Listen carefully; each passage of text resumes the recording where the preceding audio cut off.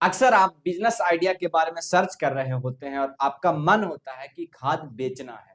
तो इसमें एक झंझट ये आती है कि आपको लाइसेंस की ज़रूरत होती है।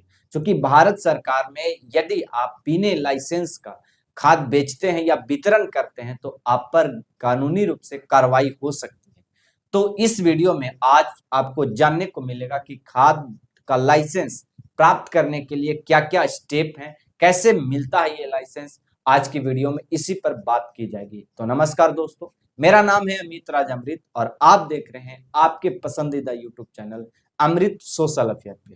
प्यारे दोस्तों, ऐसा ही बिजनेस कॉन्सेप्ट को लेकर ये चैनल हमेशा धीरे-धीरे आगे की ओर बढ़ रहा है और आपको हर स्टेप पे मदद करता रहा है।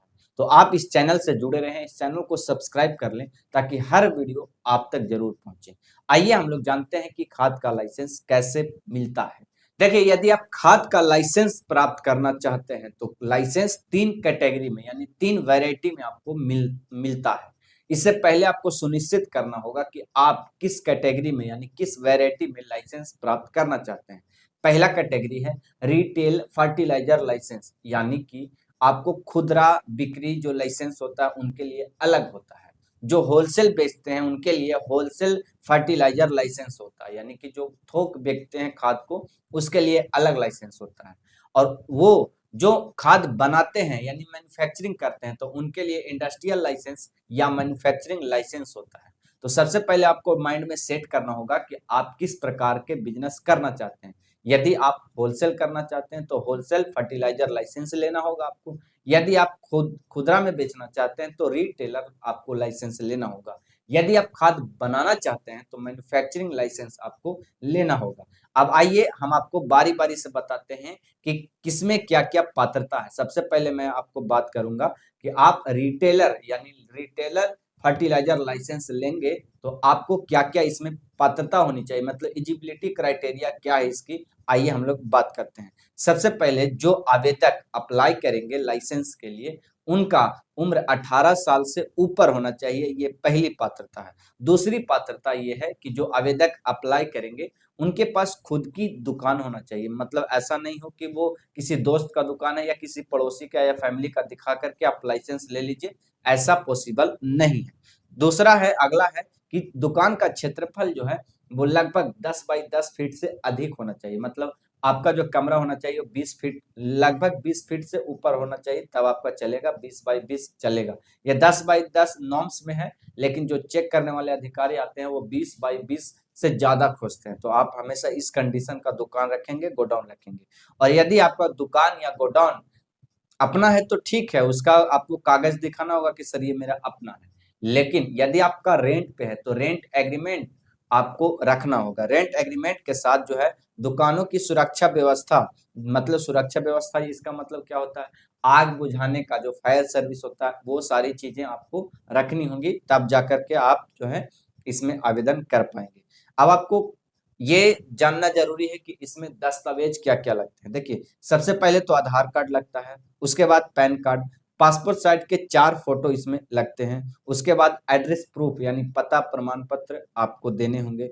दुकान या गोडाउन का जो कागज़ होगा, यदि आपका अपना है ज़मीन तो फिर कोई बात नहीं, रसीद आप दिखा देंगे, चल जाएगा। लेकिन अगर आपका रेंट पे है तो रेंट एग्रीमेंट आपको दिखाना होगा। उसके बाद मैप के साथ आपको दुकान का फ़ोटो उस पे होना चाहिए, मतलब एक ऐसा फ़ोटो निकाल दीजिएगा जिसमें मैप दर्शाया गया हो और फ़ोटो उसमें दुकान का हो। उसके बाद एनओसी आपको लेना होगा, किनसे? यदि आपका रेंट एग्रीमेंट बना हुआ है तो मालिक से एनओसी लेना होगा, वरना अपना है तो चलेगा। ये आपको एक एफिडेविट लेना होगा। एफिडेविट कहाँ मिलेगा? कोर्ट से नोटरी करवा दीजिएगा, बोलिएगा कि खाद का लाइसेंस लेना है हमें, आप एफिडेविट बनवा दीजिए। उसके बाद कुछ शिक्षा प्रमाण पत्र भी आपको लगेंगे, वो आगे वीडियो में बात करेंगे कि किसके लिए क्या-क्या लगेंगे। और अंत में आप एप्लीकेशन फॉर्म ले लीजिएगा, उसको सबमिट कर दीजिएगा। ये नॉर्मल सी प्रक्रिया है। अब बारी आती है कि शुल्क कितना लगेगा। देखिए, आवेदन करेंगे, यदि आप आवेदन करेंगे तो सामान्यतः जो शुल्क होता है वो 500 से लेके 1500 के बीच में है।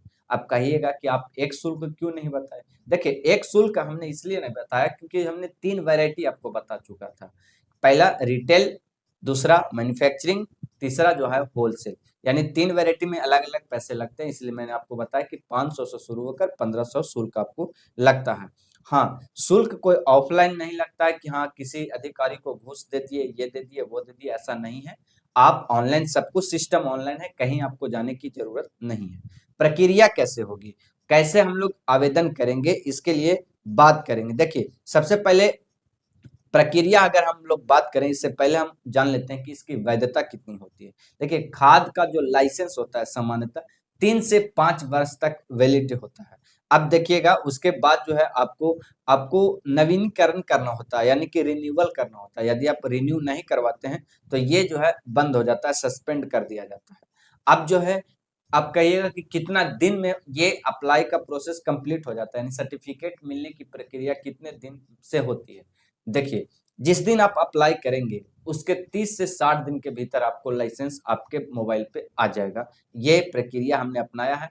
मैं इसलिए मोबाइल खोलकर बता रहा हूँ ये सारी चीज़ें, क्योंकि हमने सारा जो अपना एक्सपीरियंस है, उसमें मोबाइल में लिख रखा है कि कितना दिन मेरा कैलकुलेशन एग्ज़ैक्ट डाटा के अनुसार, इसलिए मैं इस पे लिख दिया हूँ, सारा कुछ आपको बता दिया हूँ। अब महत्वपूर्ण नियम क्या है? महत्वपूर्ण नियम ये है, देखिए, लाइसेंस मिलने के बाद दुकान का जो लाइसेंस कॉपी है वो टांगना होगा, लगाना होगा, नेम प्लेट पे आपको बताना होगा। उसके बाद जो हर बिक्री करेंगे, वो कैश में तो करेंगे, लेकिन आपको बिल देना होगा, ये नियम है इसका। उसके बाद जो है आपका खाद जो है स्टॉक का रजिस्टर करवाना होगा, मतलब मेरे पास कितना स्टॉक बचा हुआ है। ऐसा नहीं हो कि आप ब्लैकमेल कर रहे हैं, खाद आपके पास 1000 बोरा है और आप जो है 500 बोरा दिखा रहे हैं, 500 बोरा को अवैध रूप से बेच रहे हैं। ऐसे होता है, ऐसा आपको नहीं करना है।